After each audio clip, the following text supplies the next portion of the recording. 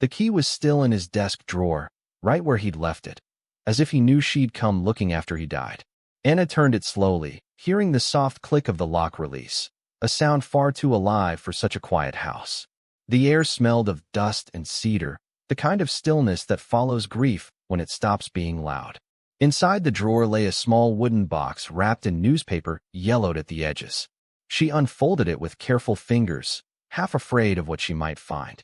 Beneath a stack of faded receipts and old photographs sat a brown leather journal, its corners worn smooth from use. Her breath caught when she saw his handwriting embossed faintly on the cover, "For no one but myself." The words felt almost cruel now, after everything. He had been gone for only 3 weeks, but the silence he left behind had already rearranged the walls of the house. She sat on the edge of their bed and opened the first page. No date, no greeting, just a name. To Claire. The room seemed to tilt. Claire. The woman whose number she'd erased from his phone months ago, whose perfume she'd once smelled on his jacket. The name she'd never dared to say aloud. Anna's throat tightened, her pulse quickened. She turned the page. If you're reading this, it means I didn't have the courage to tell you the truth while I was alive. The handwriting was his, slanted, deliberate, the ink bleeding slightly into the paper. Anna's eyes stung. She didn't know whether she wanted to keep reading or tear the pages apart. The next entry was dated 7 months before his death. I can't remember when the lie became heavier than the love. Maybe it was the night she stopped waiting for me to come home. Maybe it was long before that. Anna felt her stomach twist. The words weren't meant for her, and yet they cut through her as if they were. He wrote about guilt, about the spaces between them that had grown too wide to fill. I told myself I stayed for her, for the house, for the life we built. But maybe I stayed because I didn't know how to leave without erasing who I was supposed to be. She pressed her hand against the page, as though she could still the ache building in her chest.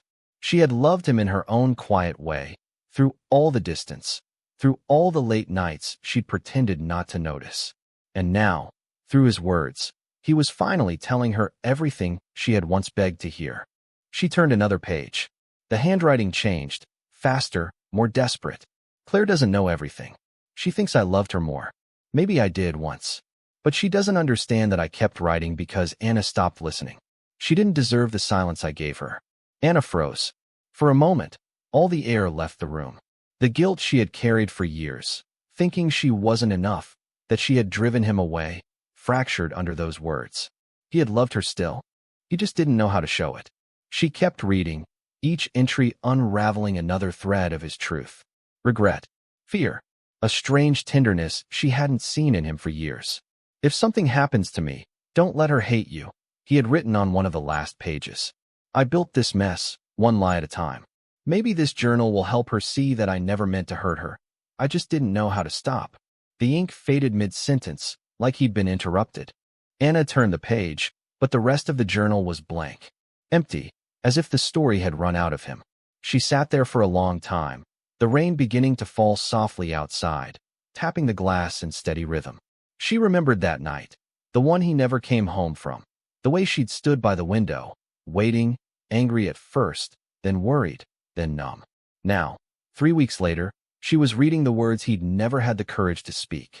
She closed the journal and held it against her chest, unsure if it was a gift or a wound. Forgiveness suddenly felt like something too heavy to lift, and yet, she couldn't hate him. Not after seeing the man behind the mistakes, the man who had still loved her, even while losing her. The storm outside deepened. She set the journal on the nightstand and turned off the light, but she didn't sleep. The truth had changed something inside her, something small but irreversible.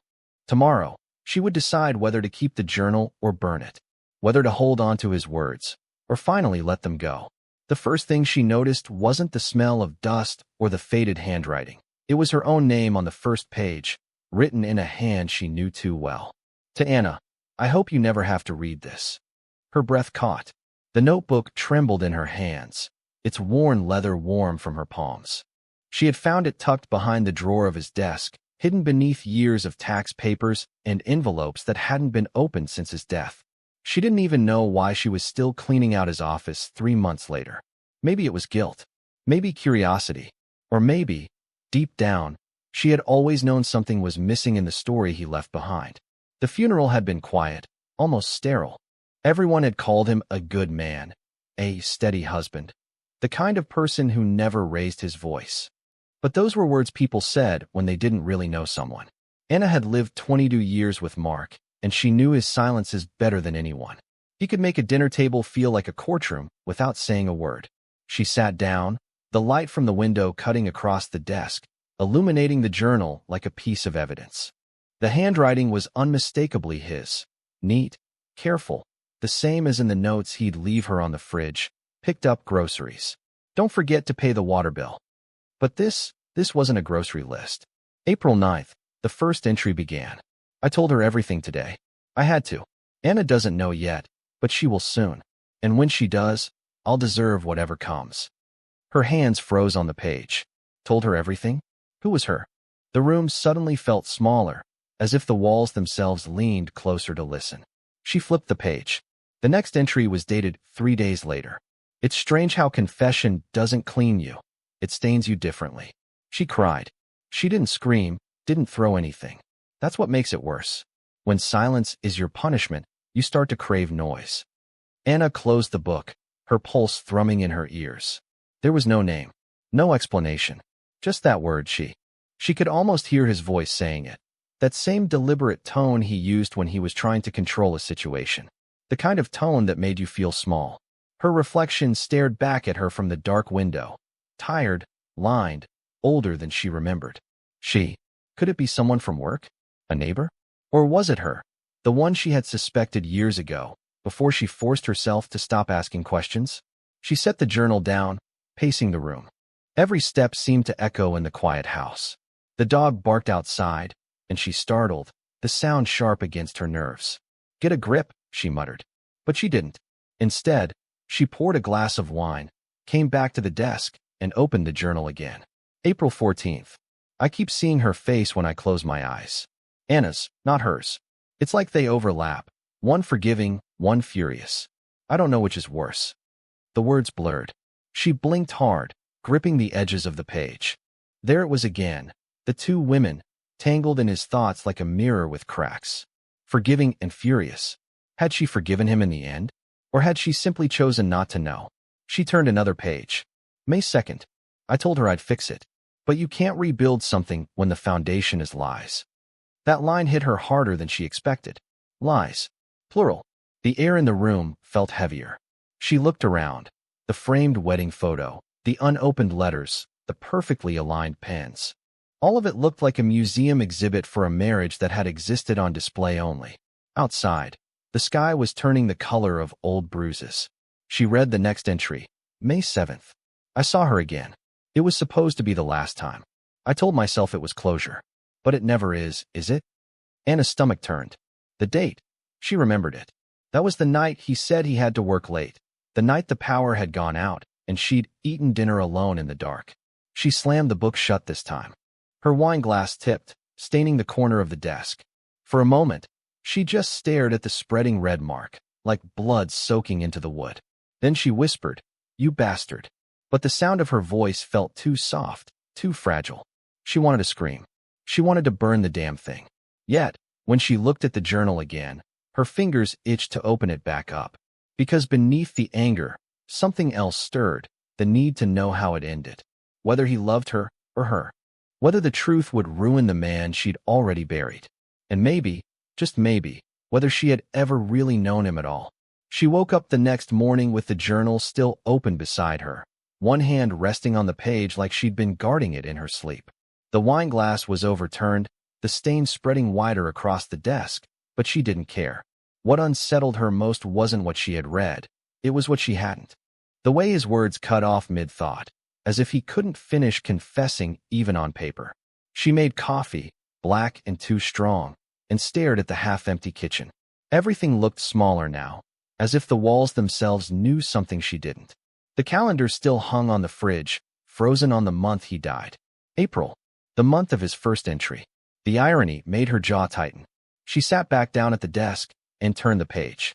May 15th. I told her I ended it. That it was over. But endings don't feel like endings until someone forgives you. And Anna, she won't even look at me. Her heart pounded. So she did know. or had at some point, which meant the lies weren't buried as deep as Anna had thought.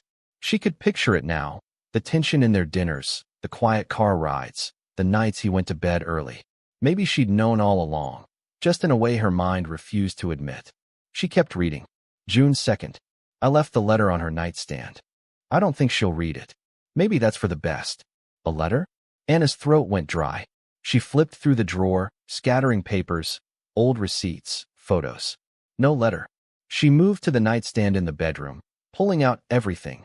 Tissues, a broken watch, her reading glasses. Nothing. For a moment, she almost laughed at how absurd it was, chasing ghosts through furniture like a detective in her own life. But the laugh didn't come out right. It cracked halfway. She returned to the journal, fingers trembling. June 10th. She didn't say anything. Maybe she didn't find it. Maybe she did. I wish I knew which is worse, being hated or being ignored. Anna shut her eyes. She didn't find it. That meant it was still somewhere in this house, hidden like the truth itself. She started tearing through drawers, closets, even under the floorboard in his office where he used to keep spare cash. Every sound, the scraping of wood, the rustle of old clothes, felt louder than it should have been. By noon, the house looked ransacked. And still, no letter. She sank onto the couch, surrounded by piles of her own memories, and whispered, "You really didn't want me to forget, did you?" The dog whined at her feet, sensing her unease. Anna reached down absently, scratching behind his ear. He was a fool, she said. But her voice cracked again, betraying her. Because fools could still be loved. And she had loved him. Even now, she couldn't decide what she hated more, his betrayal, or the fact that a part of her still wanted to defend him. She turned back to the journal, needing more. June 18th. I saw her again. She begged me to tell Anna. She said living with half a truth is worse than dying with a full one. I told her I would, but I didn't. Anna's pulse quickened. There it was, confirmation, sharp and cruel. He had kept his affair alive long after pretending to end it. But then came the next line. She said if I didn't, she would. Anna stared at those words for a long time. That wasn't guilt, that was fear. And it wasn't fear of losing Anna, it was fear of her, the other woman. A cold unease settled in Anna's stomach. He had been afraid. But of what? She turned the page, but the next few entries were missing, ripped clean out, leaving only jagged edges of paper like scars. The following page picked up in July. I shouldn't have gone to meet her. I told myself it was to end things properly. But deep down, I think I knew it was the last time I'd ever see her. Anna froze. The date was 3 days before his accident. Her heartbeat was a drum in her chest. She whispered the words again. The last time. It was written with such finality, as if he'd known what was coming. She read the next few lines, each word sinking deeper. She said she couldn't live like this anymore. That if I didn't tell Anna, she'd make sure she found out herself. I told her not to come near the house, that she didn't understand what she was doing. The handwriting changed slightly, more rushed, less controlled. The last line of that entry looked almost carved into the paper.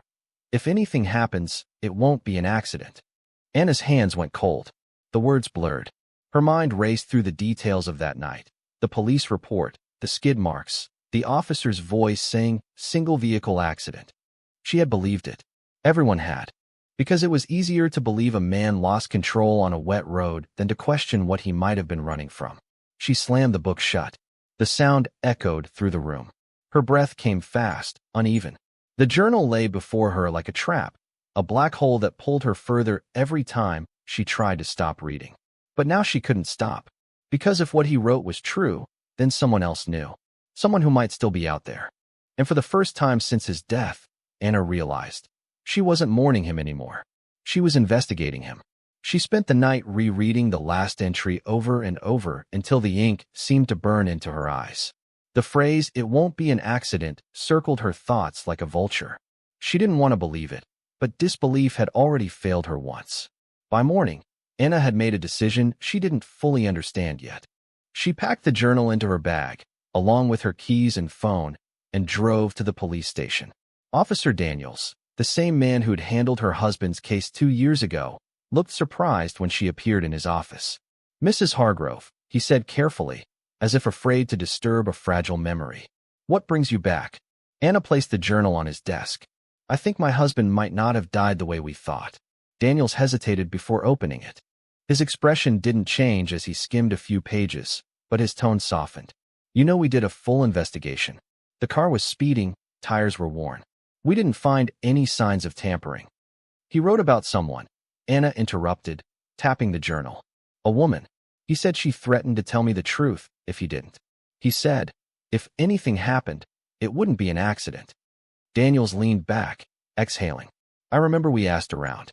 There wasn't anyone else in the car. No witnesses, no calls before the crash.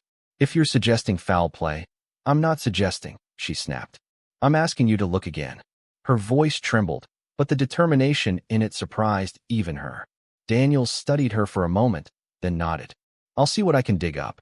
But Anna, sometimes people write things they don't mean literally. Guilt can make a person dramatize. And sometimes guilt gets them killed, she said quietly. When she left the station, the morning sun hit her face like a challenge. She drove aimlessly for a while, past the edge of town, where the road bent sharply near the old bridge, the same turn where it had happened. The guardrail was still dented. The asphalt still bore faint scars from the crash. Anna pulled over, stepped out, and stood at the edge, staring down at the ravine. You met her here, didn't you? She whispered. The wind didn't answer. But as she looked closer, something caught her eye, a small glint wedged between the rocks near the base of the railing.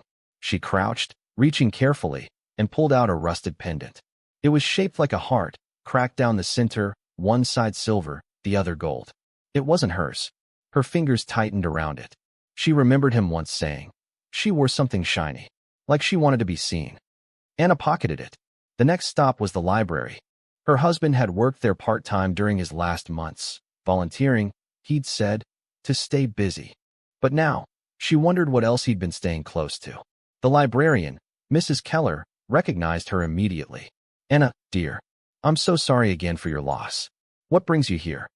Did you know if Mark spent time with anyone specific? Oh, he mostly kept to himself, Mrs. Keller said. But there was one woman who used to visit often. Blonde, polite, quiet. Always asked for the local history records. Do you remember her name? No, but she used to leave notes for him sometimes. In those old donation books, he helped catalog. Anna's pulse quickened. Do you still have those books? Keller nodded toward the archive room. Back shelves, under the personal collections section. Anna found them. Boxes of old journals, letters, yellowed pages smelling of dust and forgotten years. It took an hour before she saw it. A small envelope tucked between two ledgers. Her husband's name written in delicate cursive. She pulled it open with shaking fingers. The letter was short. You can't erase what we did. You can't bury it in paper. I won't live in the shadow of your guilt. If you won't tell her, I will. Meet me where it began. One last time. There was no signature, but the words where it began rang in her mind like a bell. She knew exactly where that was. The cottage by the lake. The one they'd rented years ago, before their marriage began to crumble. She drove there that evening, the pendant still heavy in her pocket. The place hadn't changed much, except the grass had grown wild and the windows were coated in dust. She tried the door. It opened. The inside smelled of damp wood and silence. Dust motes drifted through the slanted light. On the table sat a single wine glass, old, stained at the rim, and next to it, a folded piece of paper. Her breath caught. She unfolded it. You were right. I couldn't tell her. But I told you the truth, the part that mattered. If you ever read this, I'm sorry. You were the only one who saw me, even when I didn't deserve it. The handwriting was his, but the paper was creased, as if it had been handled by someone else. Read, maybe even answered. She turned it over, and her blood ran cold. In neat, unfamiliar script, someone had written, You weren't sorry enough. Anna stumbled back, heart pounding. She scanned the room, the corners, the floor, but no one was there. Only the echo of her own breathing. She folded the note carefully and slipped it into the journal.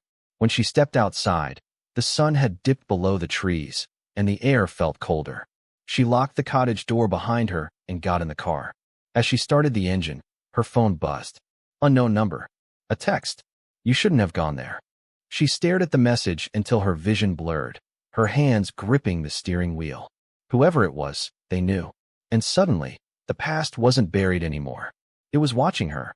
Anna didn't drive home that night. She couldn't. Every sound behind her on the road made her check the mirror. Every headlight made her heart skip. The text on her phone stayed there, cold and sharp on the screen, as if waiting for her to answer. But she didn't. She turned off the main road and headed toward the cliffs, where the sea met the old highway. There was an overlook there, a place she and Mark used to go when they needed to talk without saying much. She parked, killed the engine, and sat in silence. The waves below hit the rocks in steady rhythm, like a heartbeat.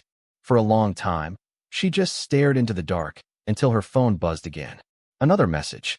You read the journal. You weren't supposed to. Her breath trembled. The number was still unknown, but now she noticed something she hadn't before. It was local. She typed back before she could think, her fingers tight around the phone. Who are you? No reply. A few seconds passed. Then another message. You already know. She threw the phone onto the passenger seat and pressed her palms to her face. Maybe it was a cruel prank. Maybe someone from town, hearing rumors, decided to stir ghosts.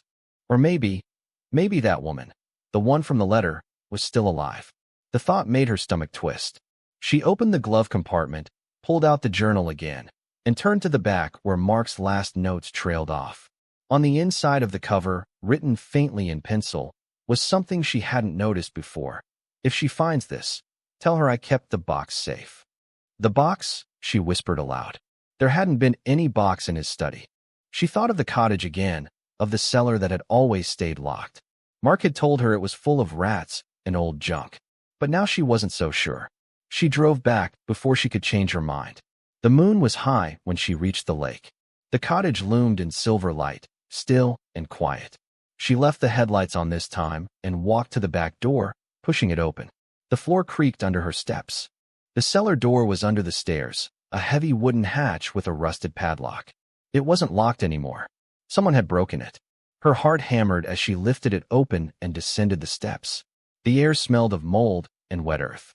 There was a single bulb hanging from the ceiling, still working. Beneath it sat a metal box, about the size of a briefcase. It was dented, old, but unmistakably deliberate. She crouched down and touched it. On the lid, taped crudely, was a note in the same handwriting from the journal. If you love me, don't open this. She almost laughed, a hollow, disbelieving sound. You left this for me to find, Mark, she whispered. And now you're asking me to stop? But she opened it anyway.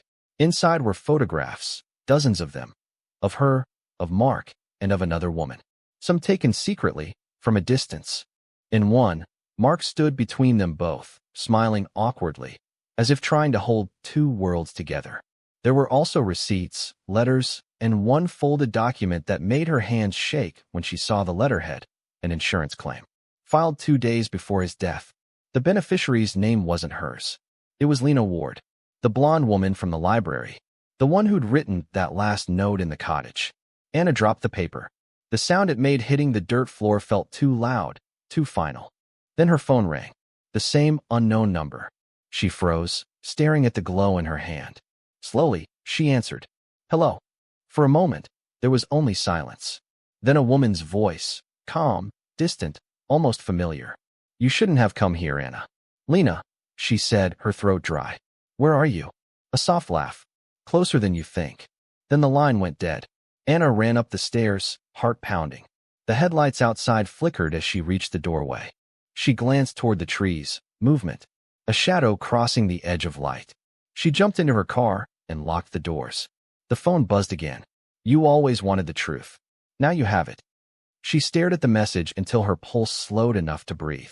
Then another came in, seconds later. But the truth isn't finished yet. The headlights dimmed again, then died completely, leaving her in darkness. She sat motionless, listening, for footsteps, for breathing, for anything human.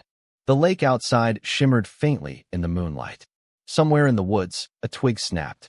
She turned the key, the engine coughed, then started. Without thinking, she reversed down the dirt path and sped away, not daring to look back. By the time she reached the main road, the phone was silent again. But she couldn't shake the feeling that someone was still following. At home, she locked every door, drew the curtains, and sat on the couch, holding the journal against her chest. Dawn broke gray and thin. She finally fell asleep, her dreams a blur of water, fire, and the echo of a woman's voice saying her name. When she woke, The phone was on the table beside her, and there was one new message. You forgot something in the box. Anna stared at the message until the morning light grew sharp enough to sting her eyes. The words pulsed on the screen. You forgot something in the box. Her first instinct was to ignore it, to pretend none of it had ever happened, but she couldn't. The journal still lay open beside her. Its pages rippled and smudged, as if they too had been caught in a storm. Something about that last message felt unfinished, deliberate, as though someone wanted her to see what she hadn't dared to look for. By noon she was driving back to the lake, this time in full daylight. The air was heavy, the sky dull and low, like the world itself was holding its breath. When she reached the cottage, the door was still shut, the padlock still hanging broken. Inside, the cellar hatch gaped open, waiting. She descended again, her flashlight cutting through the dust. The box was still there, but lighter when she lifted it, emptier somehow. Then she noticed it, a thin false bottom, barely visible along the edges. She pried it open with her keys. Inside was a small cassette tape wrapped in tissue paper. On it, written in her husband's handwriting, were the words, "For the day she forgives me." Her throat tightened. She didn't even have a cassette player anymore, but she remembered there was one in the old cabin office by the shore. It took her almost half an hour to get it working. The power flickered, the machine whined. But finally, the tape began to spin. For a moment, there was only static. Then his voice, faint and unsteady. "If you're hearing this, Anna, I guess I didn't make it back. I tried to fix what I broke. I wanted to tell you the truth, but I didn't know how. Lena, she was never supposed to mean anything. It started as a mistake, one I kept feeding because I was too proud to admit it was mine. She found out about the money, about the policy, and she used it. Said she'd tell you everything unless I gave her what she wanted. I thought I could control it, that I could protect you. But I lost control of everything." He paused, his breath catching against the static. "If she's still out there, be careful. She doesn't just want what I had. She wants what I loved. You." The tape ended abruptly, a mechanical click echoing through the room. Anna sat still, her hands trembling on the recorder. A part of her wanted to destroy it, to throw it into the lake and watch it sink. But another part, colder, sharper, needed to finish what he couldn't. She took one last look around the cabin. There were footprints in the dust that weren't hers, smaller, lighter. They led to the window, and then outside. When she stepped out, the air was colder. The woods were quiet except for the wind moving through the reeds. Down by the water's edge stood a woman. Blonde hair, gray coat, still as stone. Lena. She didn't run, didn't hide. She just watched as Anna approached, the distance between them closing like the end of a long, unfinished sentence. "You wanted me to find it," Anna said, her voice low. "All of it." Lena's smile was thin, tired. "He owed me the truth. So did you. You think this is about you?" Anna took a step closer. "He used us both. You could have left it there. But you wanted him to pay." "He already did," Lena said quietly. "You're the one who can't let go." The words hit harder than Anna expected. The wind lifted her hair, carrying the smell of rain and lake water. She looked at the woman standing before her. Not a monster, not even a rival, just another person who had been broken in the same storm. For a long moment, neither of them spoke. Then Anna reached into her coat and pulled out the journal. She held it out between them. "This is all that's left. His lies, his guilt, his words. Take it. I'm done carrying them." Lena hesitated, then took it, her hands trembling. Anna turned and walked back toward her car, the gravel crunching under her shoes. Behind her, she heard the faint sound of pages rustling, then the soft splash of something hitting the water. When she reached the road, the sky finally broke open, rain pouring down in steady sheets. She didn't look back. By the time she made it home, the rain had washed the mud from her shoes, the fear from her hands. She put the phone face down on the counter, turned off the lights, and let the silence settle.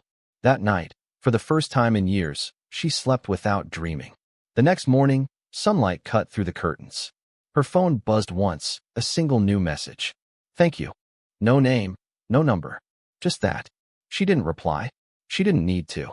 Outside, the world went on. Quiet, bright, clean. She stepped onto the porch, closed her eyes, and breathed in the kind of peace that doesn't come from forgetting, but from finally knowing.